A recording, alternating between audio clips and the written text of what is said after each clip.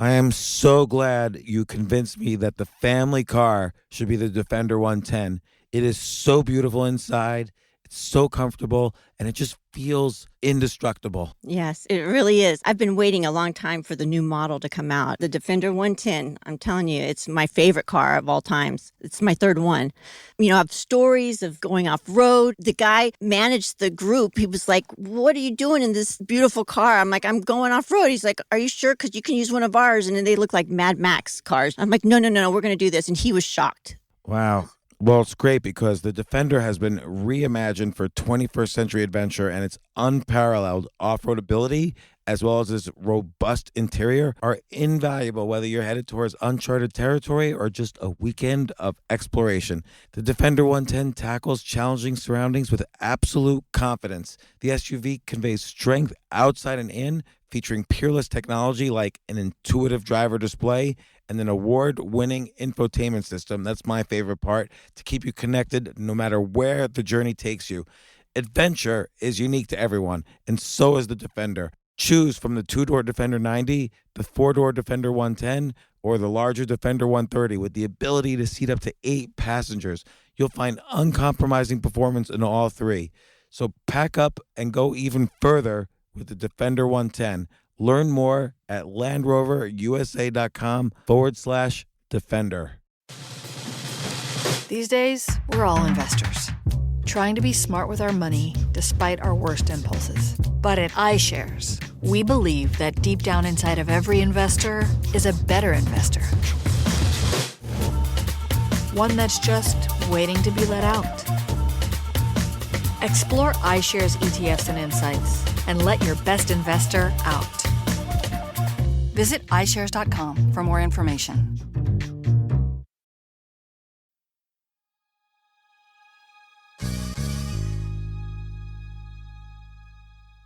Survival of the Richest. So Douglas Rushkoff was invited by 5 mysterious billionaires to give a talk, and he ends up in a room just sitting with them, and they were asking all sorts of questions, implying they're worried about the worst possible scenarios for the world and how they can protect themselves. Like, will their security turn on them? How big their bunker should be? What countries they should live in? Why are billionaires so worried about the worst case scenario? Douglas Rushkoff and I talk about this and then talk about his latest book, Survival of the Richest. He's been writing books on digital media and the internet for a good 30 years since I first read his writings. And I'm so pleased to have him on the podcast to discuss this latest book, which is such an interesting topic. And here it is.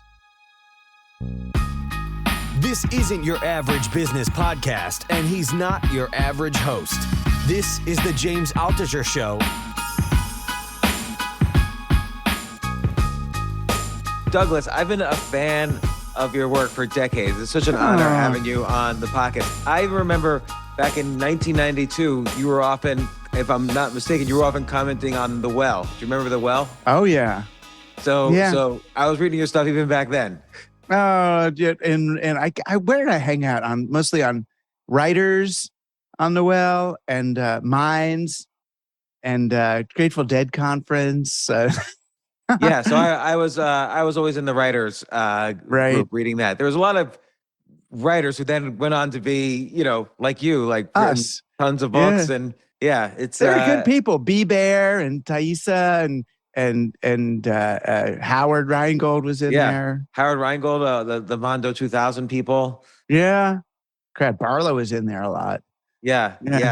So I am fascinated by this book. And on the one hand, it's part history of not the digital world or the computer age, but digital media specifically. It's part a history of your evolution as a kind of thinker about digital media. And it's also part, I would say, pessimistic. Like you describe in the book, the billionaires have these optimistic dreams and visions that create their billions, but then it somehow takes a dark turn as they obtain what you call the mindset.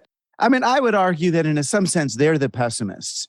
They're the pessimists. They believe that with their money and technology, the best they can do is eke out a private paradise for themselves, and necessarily at the expense of everyone else. And I don't think has to go there. I wonder if it's just something that tech billionaires think. Like if you go to like any of Warren Buffett's annual meetings, for instance, Charlie Munger, who's his 200-year-old partner, he's constantly saying the world is doomed. And I wonder if it's just a common thing among billionaires. They have these billions, and now the only way they can reduce risk in their life is to assume the worst case scenario that the world is going to end some way or the other, and they need to 100% of the time protect themselves from that. Because they've got a great thing going on with their billions, and that's the only thing they need to hold on to now. I mean, well, Berkshire Hathaway, I mean, they've got disaster on every side, right? On the one hand, they're mainly an insurance company, right? So they're looking at the rising waters in Florida and thinking, oh my God, how much of that beachfront real estate are we going to have to pay for when the forest fires come? I mean, it's not a great moment. Catastrophic circumstances are not good for people who have big investments in insurance companies. But it's interesting. I feel like those billionaires are most worried about the other billionaires. It's like Munger and Buffett are more worried about Thiel and Musk. Really, wait, why do you feel most that? Of us. Well, because they're doing, what we would call traditional capitalism, which is, and I know it sounds quaint, but the idea is you build a company that earns revenue, and then the people who are invested in that company, they get wealthy off the revenue that company makes. It's this weird old-fashioned understanding of business. And they're looking at these younger players, the kind of Silicon Valley investors, more like the way a restaurant might consider getting purchased by the mob. That these investors are kind of one level above the business, looking at how do we take this business to an exit rather than how do we sustain a business over time. So they're looking at this kind of scorched earth business practice of throwing digital kind of lighter fluid on a business, burning it, and then jumping out before it's gone. Although you look at some of these tech billionaires were started by creating companies like Google, Facebook, and so on, which I would argue Sergey Brin, Mark Zuckerberg, they want their businesses to last forever. Even Elon Musk with Tesla. I would put Google and Facebook in different camps, right? So Google, I do believe that Google, even though they went Meta first, right? Google became Alphabet, became a holding company because they realized that Google was limited. Zuckerberg becomes Meta because he knows Facebook is over, basically. I mean, as I see it, Meta is a big hand wave. It's like, Web3, crypto, VR, AR, blah, blah, blah, a bunch of words. It's going to be this thing, Meta. But Google, I see them as kind of a sustainable business because they're building technology. And Zuckerberg realized, oh, shoot, we're going to have to actually invest in some real tech. So he's hoping VR and Oculus and some of this stuff might actually give him something like Amazon has or like Google has. But Facebook, their core business doesn't work. Yeah, or at least it did at one point, yeah, but doesn't now. Like, I don't know about you, but when I first used Facebook, let's say it was 2006, I was amazed. Like suddenly I could connect with these archaeological layers of my entire life and dig slightly and see what's going on. Like I would never call my first grade friend, Matthew Bradley, and say, hey, how'd your kid do at soccer yesterday? I will never, ever do that. But now I can see how his kids did at soccer, and I'm happy because of that, or I was. Now I don't use Facebook for anything. Yeah, well, Facebook got a little tired. I mean, and it was, I mean, I wrote a whole book about it called Present Shock. It ended up feeling assaulting, that I spent all this time trying to get away from who I was in second, third, and fourth grade. And then with Facebook, all of a sudden, people from fourth grade could show up, no longer from the past. They weren't in that blurred focus of the past. They're just there. Hi, I'm here, with the same urgency as someone who I met yesterday. And that was a little off-putting for me, a little disorienting. So, in the beginning of the book, and there's so many, you really hit upon so many points, and the premise of the book somehow seems that billionaires at some point, and maybe they were always this way, but at some point they flip to this dark side where it's not just about building something that is going to help people and solve problems, but they're very concerned about how they are going to survive a worst case scenario, whatever that worst case scenario is, whether it's climate change or a virus or whatever. And so they build bunkers and they think about putting their minds in computer chips and so on. And then you start off in the intro with you're invited to some weird billionaire resort. There's just like 5 people there and they want you to help them figure this out. Yeah, it was weird. I mean, I get invited to do talks to wealthy people all the time, usually about, investment and the digital future. And I try to put a good, anarcho-syndicalist spin on things. If I figure if I can tweak 2 wealthy tech developers to think a little bit differently, then great things happen. And great things do happen. I get, emails all the time from people that pivot their business or do something else or create a startup that's about sharing or Kickstarter or any of those things. I feel great to have been an influence. But I go out to this thing and they don't even bring me out on the stage. They bring these 5 dudes into the green room. They sit around this table and they start. I mean, I thought it was a test or a joke or I was being punked or something. I just did not believe it. They were like, Bitcoin or Ethereum, virtual reality or augmented reality. Like I'm supposed to pick and I was wrong. I mean, VHS and Betamax, I would have said Betamax, right? So, don't ask me, these binary questions about which investment to do. And then finally they started to ask like Alaska or New Zealand, right? And the whole thing, and I have to admit, part of it felt like entertainment. Like this was the way they have fun, was imagining these scenarios, that it wasn't like, oh, I'm so worried. But when we got to the question of, they were talking about their Navy SEALs, how they're flying out all these Navy SEALs. And I actually didn't write this in the book, but really it was me who asked them, why do you think the Navy SEALs are going to take care of you after your money's worthless? But you're flying these guys out armed to the teeth, civilization falls. Why are they guarding you now? And they were lost and that's when I made them panic, when they were just like, and I realized they weren't thinking about the basic kind of social externalities of what they were doing. I ended up joking with them saying, look, why don't you just pay for your head of security's daughter's bat mitzvah today? And then he won't shoot you between the eyes, in the bunker. But and by the way, just I'm sorry to interrupt, but I've had on those security people who are being hired by billionaires for the apocalypse. Yeah. And they have said, or this one guy in particular said, I hope these guys aren't relying on us to be loyal to them once it hits the fan, because they're not going to be.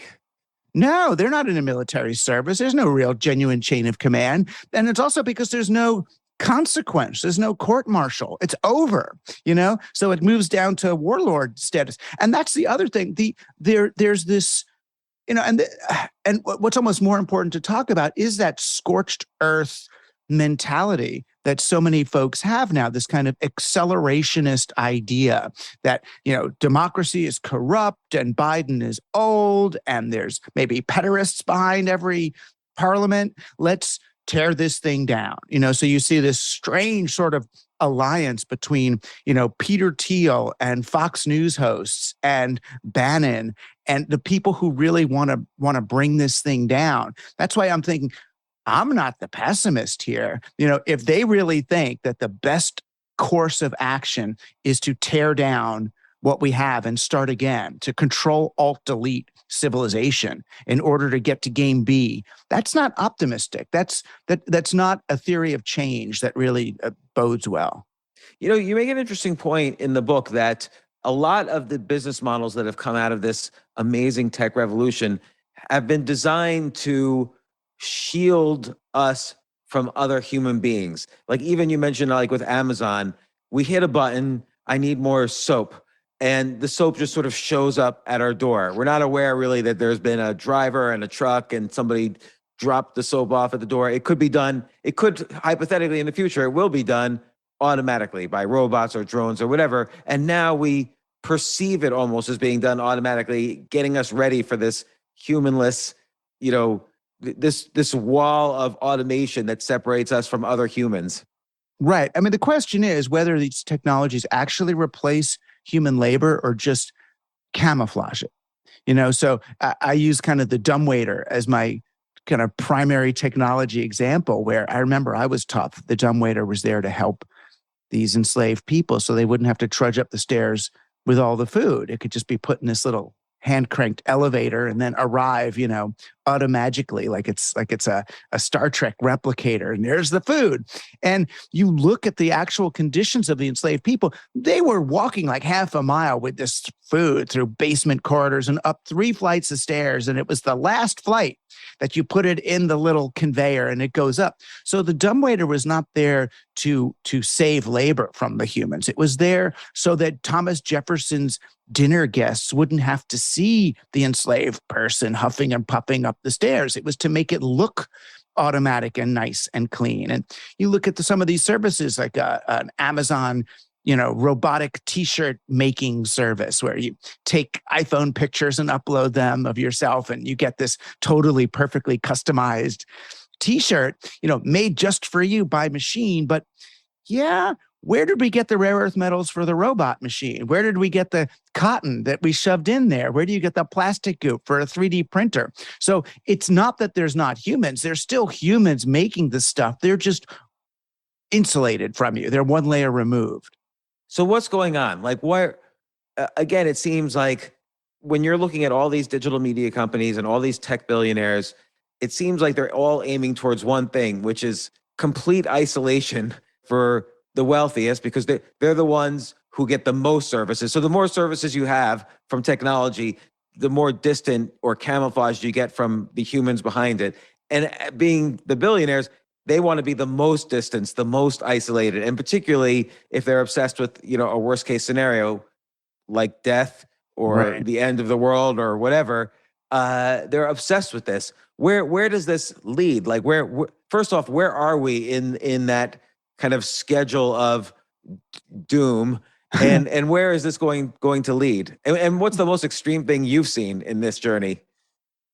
Gosh, I mean, in order to know where it's going, we have to at least reckon for a second with where it's coming from.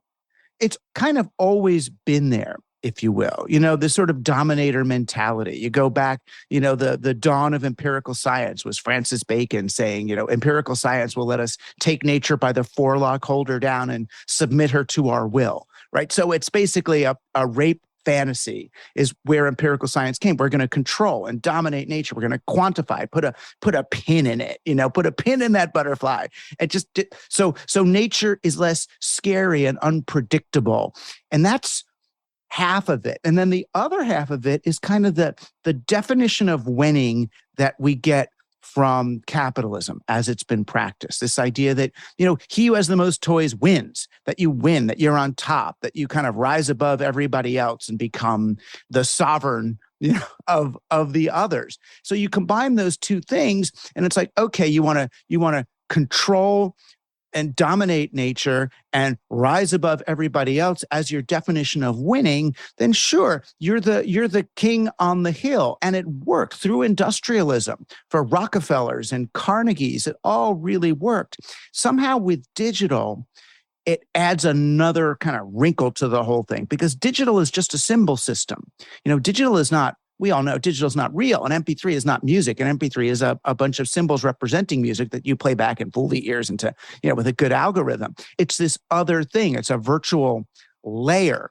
But the people making it have had this drive. The folks that we even knew on the well, half of them anyway, really did see technology as a way also to escape, to kind of level up. I mean, I tell the story in the book when Timothy Leary is reading Stuart Brand's book on Negroponte in the Media Lab. And, he reads the book. I'm thinking he's loving it because he's writing in felt tip all over. And he finishes and he goes, blah, and he throws it across the room. And he goes, ugh, first, only 3% of the names, less than 3% of the names in the index are women. And he goes, and second, these guys had mothers who couldn't anticipate their every need. And now they want to recreate a technological womb that will have algorithms that will anticipate every need and bring them what they want before they know they want it without them ever having to touch a real woman or real person or anything again. Such a funny and interesting take, actually. Yeah, it is. But it in some way, I see what he means. So when you look at, Zuckerberg's vision of the Web3 future, and it's these people running around with nothing below the waist in a hermetically sealed virtual environment, okay, it does look safe, but you combine that with the business, what we started with a business strategy that's based on exits. For me, the foundational event was looking at what Steve Case did with AOL. Yeah. I was the guy who got called by the New York Times the morning that AOL was buying Time Warner, or that they were supposedly merging. The Times said, will you write the op-ed on this? And I'm like, look, I'm a friggin' psychedelic culture writer. I know the internet of CD-ROMs and play and consciousness and hypertext. This isn't, they're like, no, do it. So I looked at it like a gamer would look at it. And I said, oh, look, Steve Case is taking his game money, his AOL stock. He realized that his subscriber base has peaked. So he's cashing in his stock for real stock from a real company like Time Warner that has a movie studios, that had, at the time it had Roadrunner Cable, it had amusement parks, it's got magazines. This to me means that the dot-com boom is probably ending, and this is the first of the great cashing in. And they said, we can't publish that. Everybody in the business page says that this is the great synergy of old media and new media, that this is part of the long boom, that this is the beginning of a period where the stock market will go up exponentially forever. And how could you go against that? If they believe that, let someone on the business page write the op-ed, which they did. And I published mine in The Guardian. And of course I was right. AOL Time Warner crashed and burned. It was incredible. But that was the lesson that most people took from digital startups, was build it to a point, find out when it's going to peak, when your hockey stick returns are going to peak, and then jump out. If you live in a world that's a landscape that's composed of businesses that have been constructed with exit strategies of one sort or another at the end, then of course you're going to end up with billionaires wondering, when do I have to get off the planet? How do I get to Mars? How do I upload my thing? Right. So like you take the Steve Case example, obviously he's trying to de-risk his life. And so he figures, okay, my billions of dollars I've amassed is at risk right now because I know what's going on at AOL and everyone else maybe doesn't. And so he de-risks it by selling it, like you say, to a quote unquote safe company. And you're saying the next step in that is, now that they have these billions, they've exited all these businesses, but they're still in that de-risk mindset. And there are all these risks in the world. If you focus on it, you will see more risks than opportunities. And so they get scared because this is the final risk, which is ultimately really, they're talking about life and death. But I wonder though, if the pace of technological change is so fast that you do have to think with an exit mentality. Instead, let's say during the Industrial Revolution, like let's say from 1850 with railroads to 1970 with computers. Technology did not grow that. Computers really helped technology and innovation move much faster. So before computers were widespread, things were a little slower, and you didn't have to think of an exit. Rockefeller could build his oil companies for 50, 60 years, no problem. He could build railroads and steel companies for 50, 60 years, no problem. But Facebook, like we just talked about, it's been around for 15 years or 16 years. I mean, as a known company, and now it's over. Like TikTok is more entertaining than Facebook. And 5 years ago, we never heard of TikTok. So, maybe now things have to be viewed in what you call this scorched earth way, because innovation scorches the prior generation, and those generations are tightening up now.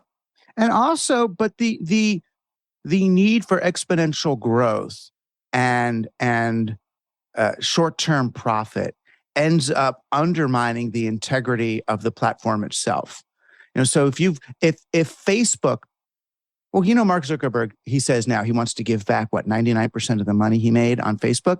If he had made Facebook 99% less extractive and awful, maybe we'd still be on it. If he had let the platform sort of grow organically based on the social needs of the users rather than the data mining needs of his sponsors, what would that be? Where would it have gone? I mean, it might have been just like the well and all the other things we were playing with. It might have gone somewhere really interesting. Or what about how can you build a business that maybe is temporary, that you make a few $1 billion and then it kind of winds down? If you want to do that, you've got to do it in such a way that you're not building a pyramid, though. You've got to build kind of use a little bit less investment, let people make, if they just make 10x or 100x on their money rather than 1,000 or 10,000x, and let them be happy. It's why when I go to business schools, I always say, think for a second whether you can be satisfied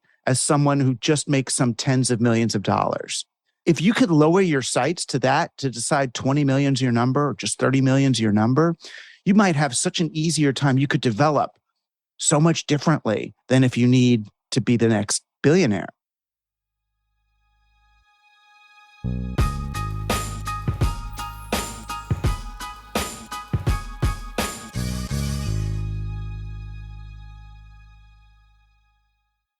You know what I love about fantasy sports is that even though I'm not going to be a great basketball player or a baseball player or a football player or whatever, I feel like I get to participate and make decisions and use my knowledge of these different leagues or these different sports to compete. So it's like I can pick my team or I can pick my favorite players and I could use my knowledge to make predictions and maybe even make money. So with the basketball season here, you can now pick combo projections across football and basketball from the Specials League on Prize Picks. This is a league created specifically for combo projections that include two or more players from different sports or leagues. Want to play alongside some of Prize Picks' favorite players like rapper Meek Mill and comedian Andrew Schultz, who's also been a guest on this podcast, and I've been a guest on his? You can now find community plays under the promos tab of the app to view entries for some of the biggest names in the Prize Picks community each week. Look, Prize Picks even offers a reboot policy so that your entries stay in play even if one of your players gets injured.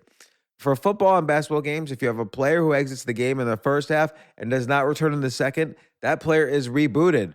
Prize Picks is the only daily fantasy sports platform with an injury insurance policy. What? So, I love playing it. I love anywhere where I can use analytical ability with my interests to demonstrate some skill and maybe make some money. And I like the game-like aspect. I do wish they had chess as a category on prizepicks.com, but I'll settle for what they've got. Maybe I should make my own fantasy chess league. But in any case, I love Prize Picks. Go to prizepicks.com/James.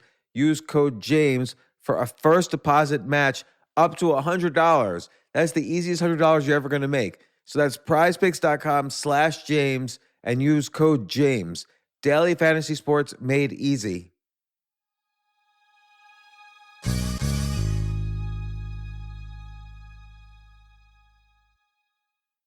The future of learning is definitely online. Like, it's such BS that you have to spend $200,000 or take $200,000 in loans and go to some fancy school when it's useless. It doesn't guarantee you a job. Most employers, including me, do not care about degrees or grades or anything like that. We want to care that you love what you're doing, that you know what you're doing, in some cases that you have experience or that you're willing to learn.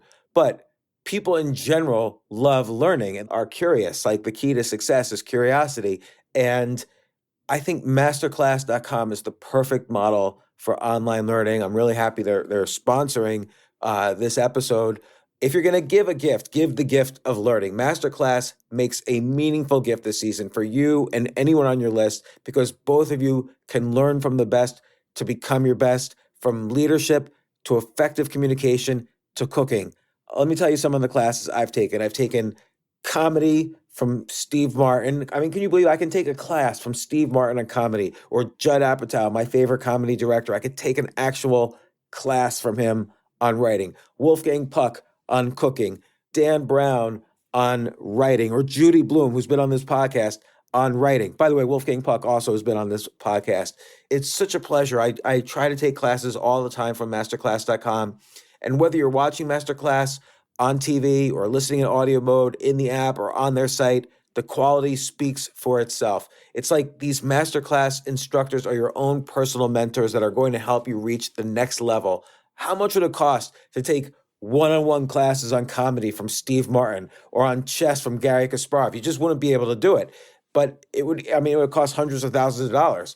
With a masterclass annual membership, it's $10 a month. Memberships start at $120 a year for unlimited access to one-on-one classes with all 180 plus masterclass instructors. So it's not just $120 for one instructor. You get all 180 plus masterclass instructors. Boost your confidence and find practical takeaways you can apply to your life and at work. And if you own a business or are a team leader, use Masterclass to empower and create future-ready employees and leaders. That's the real education in today's world. So this holiday season, you can give one annual membership and get one free at masterclass.com/JAS. JAS, of course, stands for the James Altucher Show. So right now you can get 2 memberships for the price of one at masterclass.com/JAS. Masterclass.com/JAS. Offer terms apply.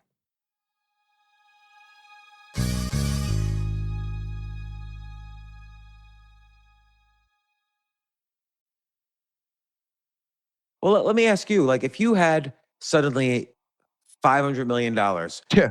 other than How would I get that? But yeah, let's just say. All right. let's say Mark Zuckerberg left it to you.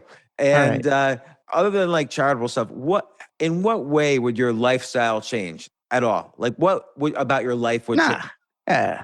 Not much. You buy a bigger house? I would fix some things. I would fix stuff. I would hire a person to like just deal with lots of things, to do my insurance reimbursement forms. And I would staff up, right? To give myself more time. Yeah. So I would get a staff, but I mean, if I got $500 million, I mean, maybe I'll keep 10 of them. And then, gosh, I would talk to my friends at, the Equitable Enterprise Initiative at the Institute for the Future and say, what's the best thing I can do with $490 million? How much medical debt could I wipe out? How much, what would have the greatest impact on people's lives? And just do it one fell swoop. So I always wondered this, like particularly during the pandemic, how come you didn't see more of that happen? Like how come and I'm not going to say Jeff Bezos or Elon Musk are bad or they don't have good intentions. I don't know them. But like between the two of them, they have like $500 billion. And then you throw in the rest. And how come they didn't help even in their local community? Maybe they did. Maybe they did it secretly. But so many restaurants in New York City, 60,000 stores and restaurants went out of business. Right.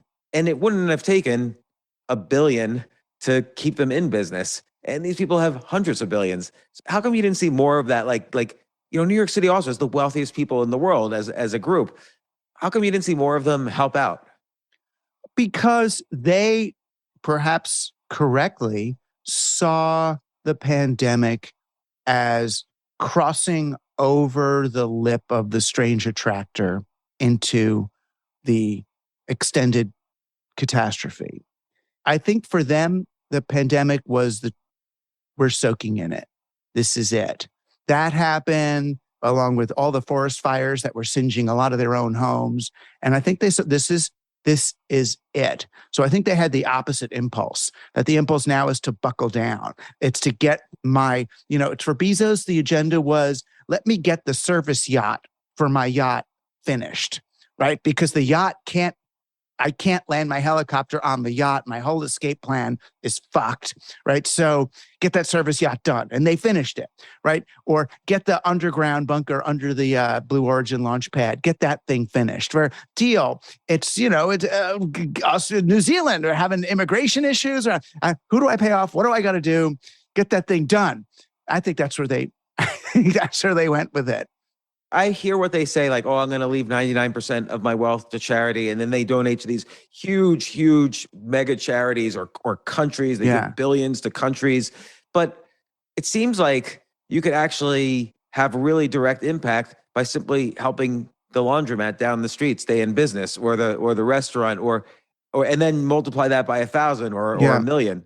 Well, it's easier for us to do that than them, because and God bless them when they mean well sometimes. So they come up with these like giant scaled X prizes. All right. I'm going to take $500 million and give $100 million each to the 5 best, biggest moonshot, scalable, global solutions.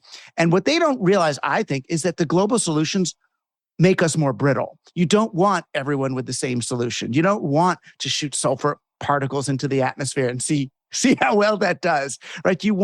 You're better off doing $500 million solutions, spread around than moonshots. Moonshots are great for flying to the moon.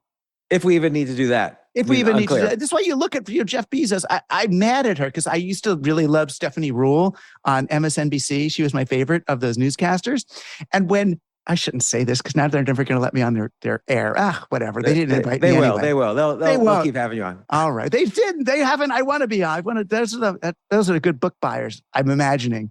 The best book buyers are the listeners of this podcast. Trust me. Oh, good. All right. I wrote a book called Survival of the Richest, Escape Fantasies of the Tech Billionaires. Anyway, Jeff Bezos lands from Blue Origin in the middle of the desert, and Stephanie Rule runs up like she's at a friggin' Justin Bieber concert. Like, oh my God, it was so amazing what you did. And I'm thinking, what did this guy do, right? What he did was he proved that one man is now wealthy enough to be able to do what we could do collectively 60 years ago. Right? So what does that mean to me? It means that, the individual path is slower and stupider than the collective one. So let's go back. Okay, we proved it. Takes you 60 years longer. But now you can argue that, okay, you're right. Collectively, we were able to do something, but that could get, their point is it could get loaded in bureaucracy. It might not be the most effective solution. In fact, we eventually, canceled, for instance, the moon program. 60 years ago, it required the right stuff. The government could only select 12 people to go into space. And what Bezos is doing and others are commercializing it.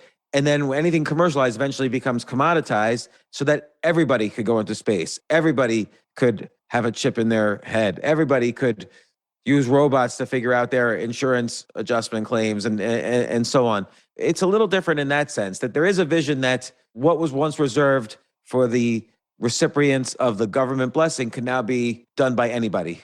Right. The same way that, say, computers maybe were only a DoD thing, and then HP and Apple come around and it's like, here, take the from swords to plowshares. These, tools of the military are now in our hands to be creative and make fractals and go to dead shows.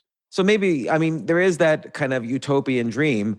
I think, though, your point is that, correct me if I'm wrong, is that with every good thing, there's a bad thing, in the sense that we're sometimes ignoring the smaller problems, and those are getting bigger, and the billionaires are not dealing with it because that's just not their way of thinking. They think about the moonshots and not how to clean up the beach.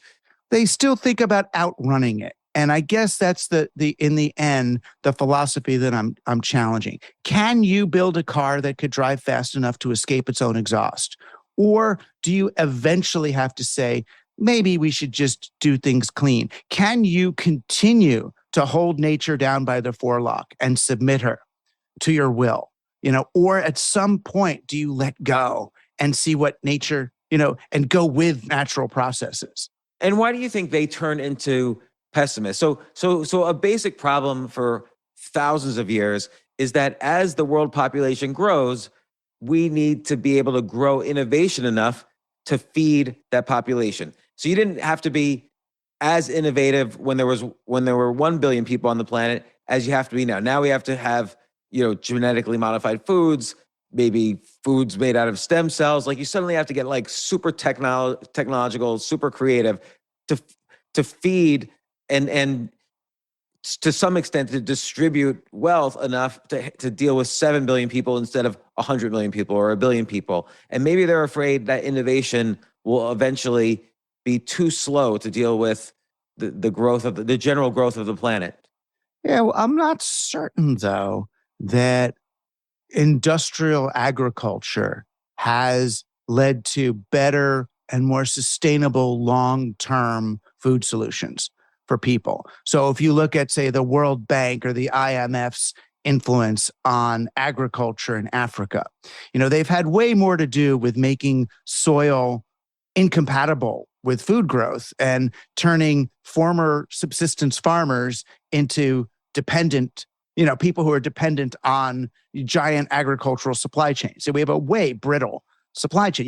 If you yes fish for shrimp in the Gulf of Mexico, they throw it on a ship and take it to friggin' China or Thailand to be deshelled and then ship it back to America into the stores, into the restaurants. It's like that couldn't be more efficient. It's cheaper labor, I guess, if you got to use little people hands to do it. But that's not going to work. And we're going to overfish. And there's all these other issues. So I don't know that really what's going on is these companies are thinking, how are we going to feed people as efficiently as possible? I think they're thinking, how can we maximize profits from feeding people? If people can just use cow manure on their crops and grow it, if people, rotate their crop in a way, or they do non-monocultural growth, you're way less dependent on Monsanto for your,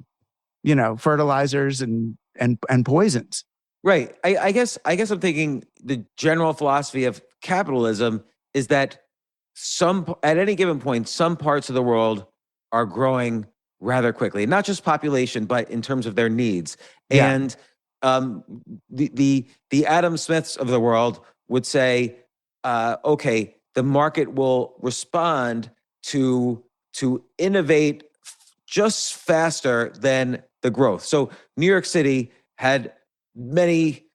grew too many people who didn't know how to drive. So Uber becomes a solution instead of just cabs, regulated cabs. But Uber needed to do a whole lot of pushing and shoving with a big war chest of lobbying money to kind of distort the marketplace in a way that favored itself. I mean, if Adam Smith was talking now, he would say, yes, but there's three factors of production. There's land, labor, and capital. And you don't distort land and labor in order to serve capital. You bring capital to the table along with land and labor to create a resilient, balanced economic system. So when people are in need, you're going to end up inject some capital in there so they can get the growth they need to be able to sustain themselves. But other areas, you're going to say, oh, look, the land and labor are getting screwed now. We're going to have to, slow down a certain amount of drilling here. Right. And I guess that he was writing in the 1770s, and this was a period before there was real fast-paced technological innovation. And so now land and labor are not the same thing as they were then. And we're dying in climate change as a result. The land and labor don't have as much of a seat at the table. Who's speaking for land? Who's speaking for labor? They are now considered externalities rather than factors of production. And that's the scary thing. So when that happens, what do? Try to level up. Right? Try to go meta. Whether, these guys, they know they can't get off the planet. They're not, there's the forest fire, they're going to go. If the AI takes over, Musk says he's going to get off the planet. What do you think's going to be running your friggin' rocket ship in Mars colony but AI? You're just walking into AI's arms at that point. And that's the funny thing is when they do want to go meta, when they want to escape, because they can't think their way out of it just through growth, you've got to get a little bit circular in your understandings. You've got to get a little bit. And the smartest economists and technologists understand that there's cycles, there's feedback loops. This is cybernetics. This is what Norbert Wiener was telling us about. It comes back in this sort of instantaneous karma. The ones who can't get that want to stay hockey stick, that's why they got to go meta. It's the only way.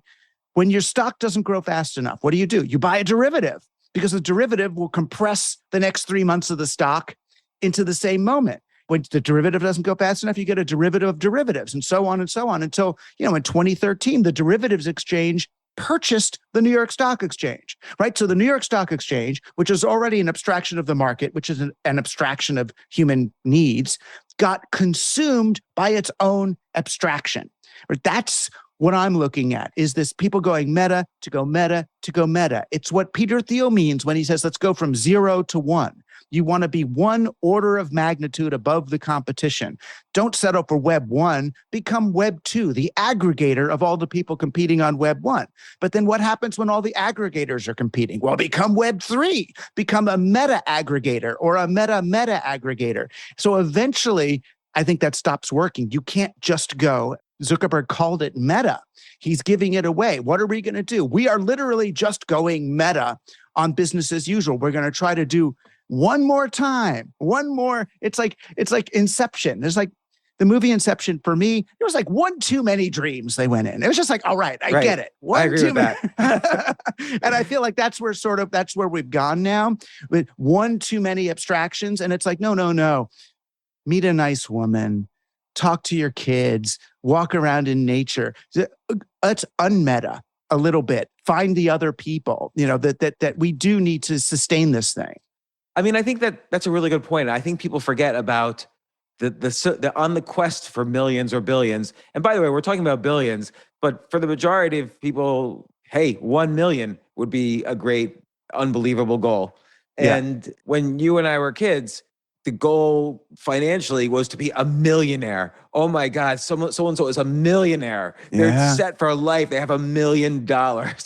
I know. And my finance guy told me, $1 million is not enough to retire on, even to be a upper middle class person. Yeah, you can't retire on $1 million. You can't even buy a studio for $1 million. It's like, what the hell? I remember one time I had made some money. So I had been broke all my life. And then I made some money in the 90s selling a internet company. But then because I was an idiot, I lost it all, everything. But at the point when I was losing it all, my wife and I went to see a lawyer and explained our situation and wondered what we could do. And she said, she asked us, well, how much do you have? And I said, well, we have $500,000 left. And she looked at us for a few seconds. She was like, well, how are you even surviving right now? And I was so depressed. I thought I came home. I thought I was going to kill myself that night. I was so depressed. But I think people do forget the simpler pleasures in life, almost as if it's that they're not worth it anymore. When you have 100 billion, you try to think well, what other pleasure must there be available to me now that I've hit the top of the hierarchy? It's funny. And that's a much easier way to understand what I'm talking about in this book is, and I don't talk about it like this, but, my dad's family, they escaped Kishinev, the pogroms in Russia. They're living in tenements on the Lower East Side. And my dad always used to say to me, we lived in a really bad neighborhood with really poor people. And what I did was I worked hard, I went to school, and I got out of that neighborhood and raised you somewhere better. And that never sounded wrong to me. You live in a bad neighborhood, you work hard, you get out and go somewhere better. But what about when the whole world is a bad neighborhood? Where do you go? You've got to turn around and make the neighborhood better. And I remember, when I was a kid, God, this sounds like friggin' Waltons or something. But when I was a kid, I was raised in Queens, in a working class neighborhood of Queens. There was one big cinder block barbecue pit at the end of the block. And I remember it would torch up Friday afternoon, evening. Your mom could give you a couple of Hebrew Nationals. You'd walk down. I would give them to Selma Solomon or the Habers or the Millers. And someone else's mom would cook your weenies for you on the community grill. You'd stick it and you'd eat there with the other people. And it was then my dad got a better job. He became the finance manager at Mount Sinai Hospital. And we moved to Larchmont, a nice suburb, and then to Scarsdale. And as we moved to bigger and better houses with hedges, we didn't have the barbecue. There was that was common to have a barbecue pit on the end of the block. Everyone had their own barbecue. So instead of barbecuing with the Joneses, now we're kind of barbecuing against the Joneses, right? They've got filet mignon. We've got porterhouse. They get Kobe. We get lobster. And it's the community experience was gone. And I understand why they did it, because it was better schools, better house, more land, better whatever, but it was actually worse. So there's a point at which all of us assume that moving up means moving out and away from the others, but it's actually it's less human, it's less fun, and it's less resilient for us as a people to be that isolated.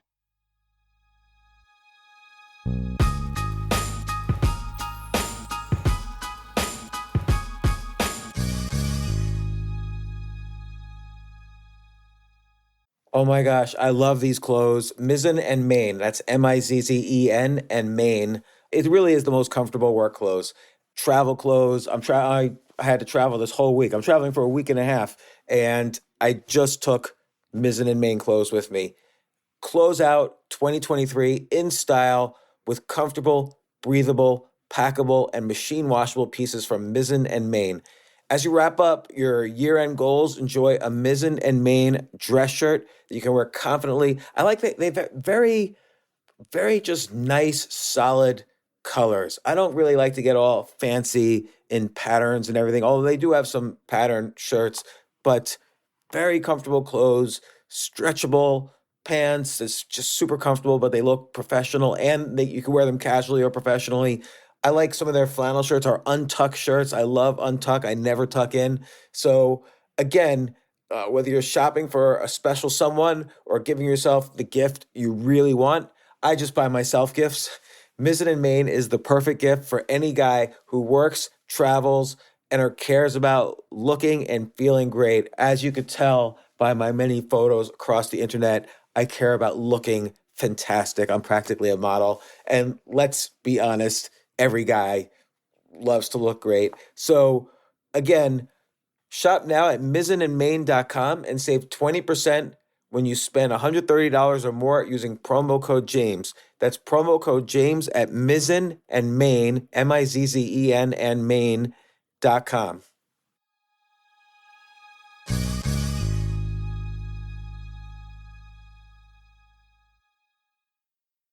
This is such a valuable service for all business owners, big businesses, small businesses, doesn't matter. I wish I had this in the many different businesses that I've started. Sometimes it seems like your business is humming, but then suddenly you don't understand it. You're starting to fall behind. You're not understanding where your costs are, where your revenues are, where your payments are. Teams are buried in all sorts of like BS work, and you can't seem to close the books. So you need like one dashboard, one source of truth. I'm jealous of this business, NetSuite from Oracle, of course, NetSuite by Oracle. I wish I'd come up with this idea. It's a brilliant concept to have all your business intelligence on one dashboard. This is why you need to know these three numbers: 37,000, 25, and 1. So 37,000, that's the number of businesses which have upgraded to NetSuite by Oracle. NetSuite is the #1 cloud financial system, streamlining accounting, financial management, inventory, HR, and more. 25. NetSuite turns 25 this year. That's 25 years of helping businesses do more with less, close their books in days, not weeks, and drive down costs. 1, because your business is one of a kind. So you get a customized solution for all of your key performance indicators, your KPIs, in one efficient system with one source of truth. Manage risk, get reliable forecasts, and improve margins. Everything you need to grow all in one place. So right now, download NetSuite's popular KPI checklist designed to give you consistently excellent performance absolutely free at netsuite.com/James. That's netsuite.com/James to get your own KPI checklist. netsuite.com/James.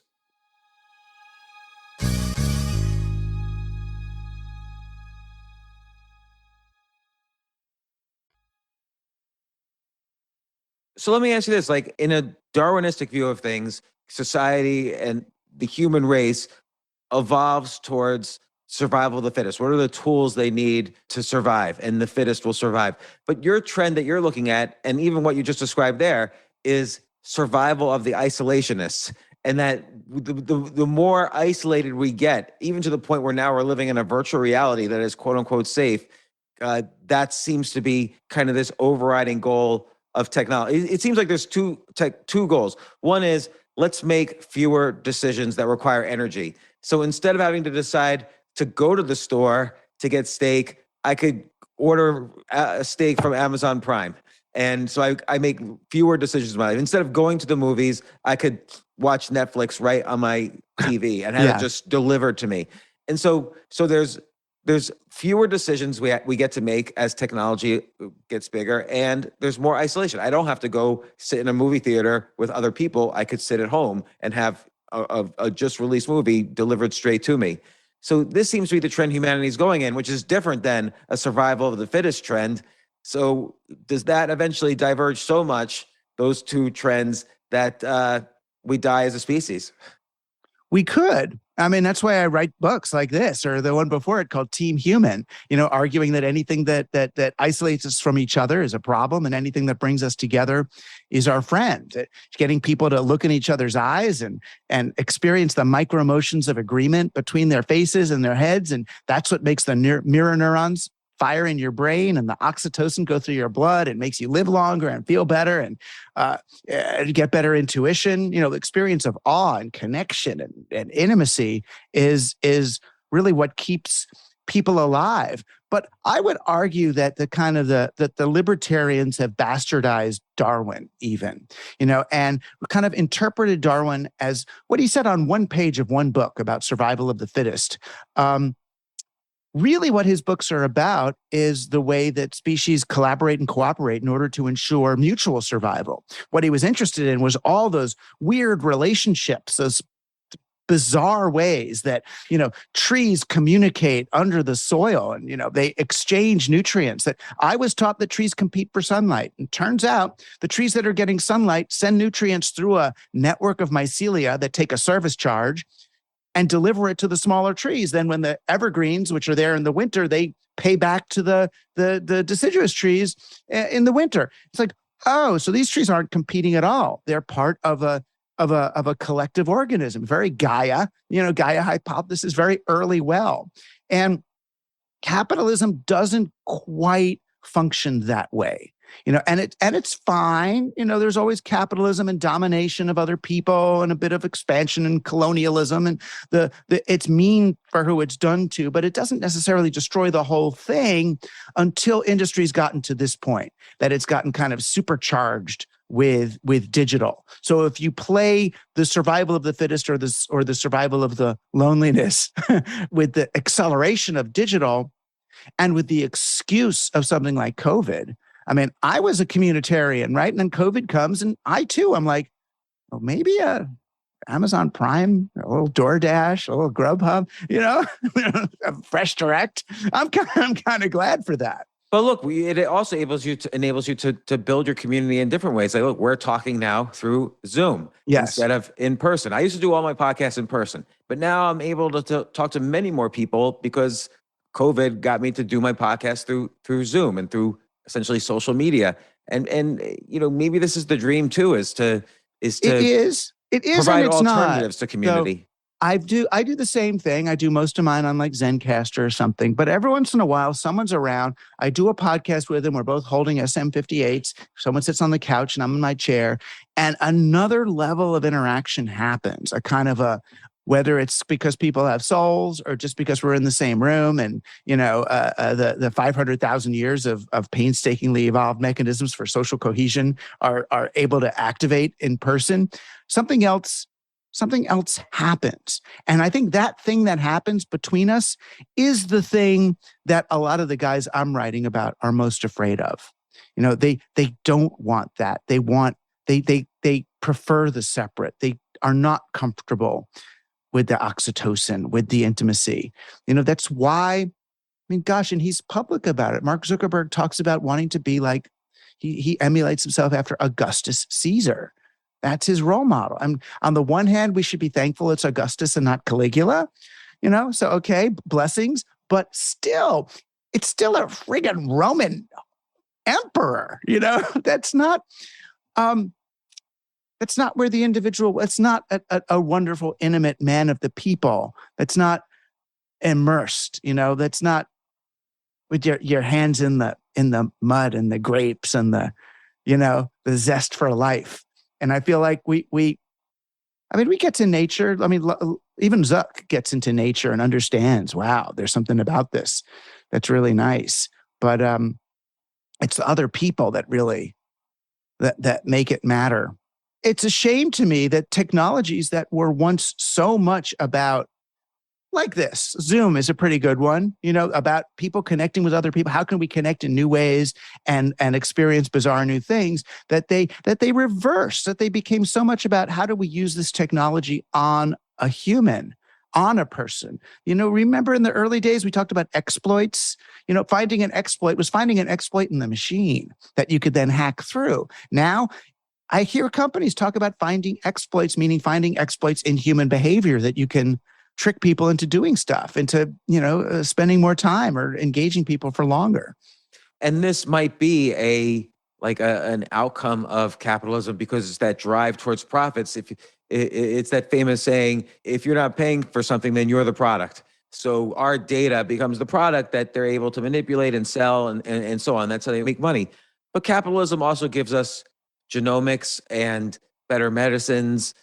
Oh, scientists give us genomics and better medicines. But yes, capitalism can output those things. The problem is when capitalism grows to the extent that it's grown, when it's amplified and amplified by digital technologies, that everybody needs hockey stick returns, we end up having to surrender the physical world to the needs of digital capital. I mean, and nowhere is that more clear than something like Bitcoin, where we're literally taking the planet and burning it as a way of proving our faith and love in a digital token.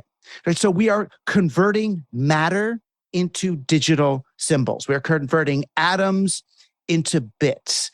And there's no reason to do that. We have precious, our atoms are precious, our oil, our energy is, these are precious things.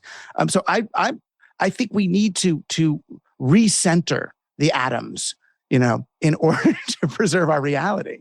I agree, but realistically, do you think that will happen? Like we're on a runaway train right now. Whether or not it's good or bad, or whether the destination is someplace we want to go, could that train change course? Well, it could. I mean, I always look at it in terms of like Coyote and Roadrunner, and Coyote's always building these things, these giant machines. And it looks like he's like so much smarter and more powerful than us little Roadrunner people. But in the end, he hoists himself on his own petard. He drives himself off a cliff. He always blows himself up.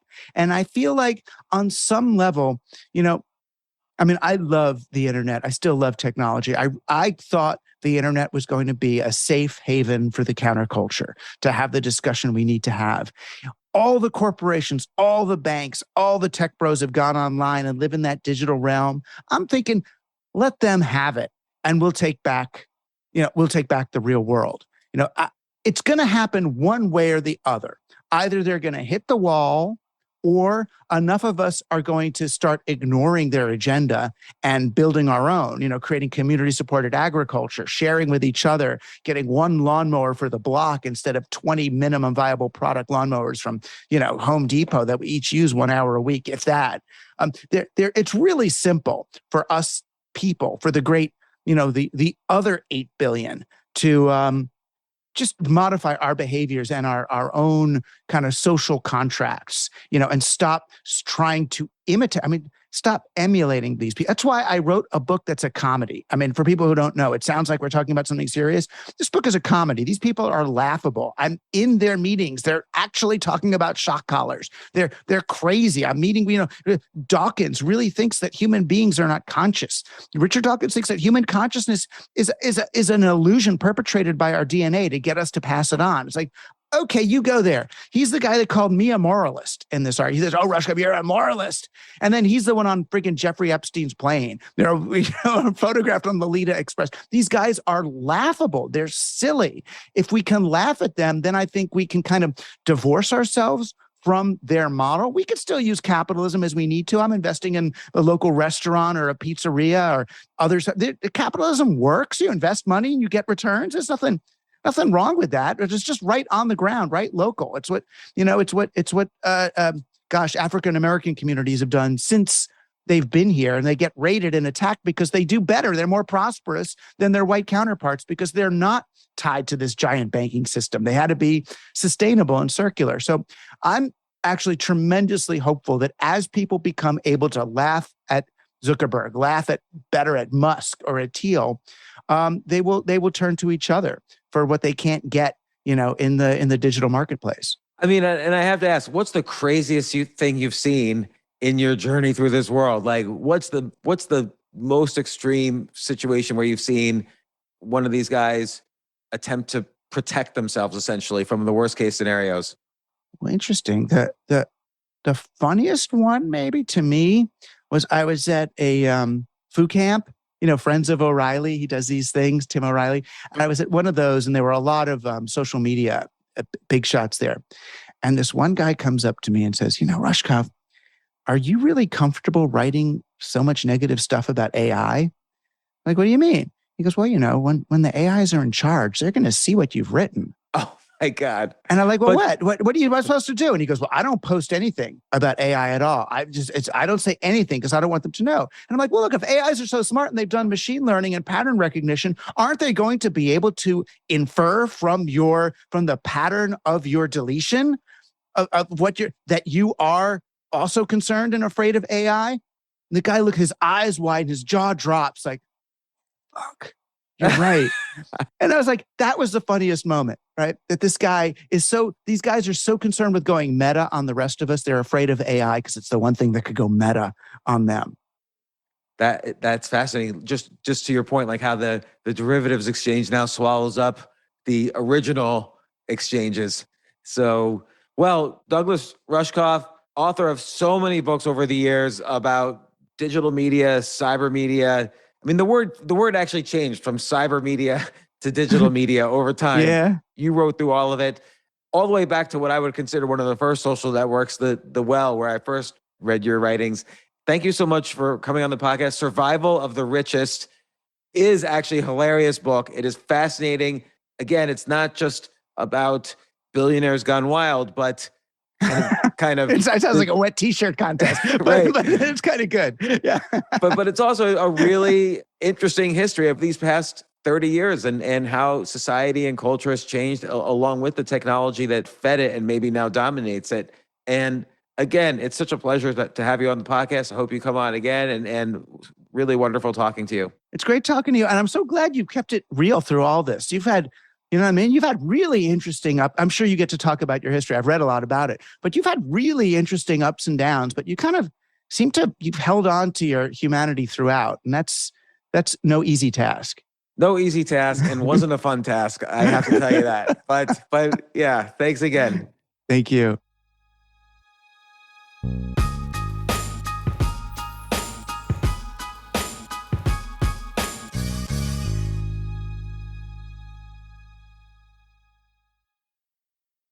Powered by Snapdragon, the Samsung Galaxy S23 Ultra elevates your photography to epic new heights. Snapdragon processors deliver a color experience like no other, with sharp, industry-leading 8K video capture. You can also snap images in 200 megapixels, capturing more detail than ever. And those late-night blurry pics are a thing of the past, thanks to next-level night mode. Experience powerfully moving premium photography, only with Snapdragon. Follow us on Instagram at Snapdragon Official.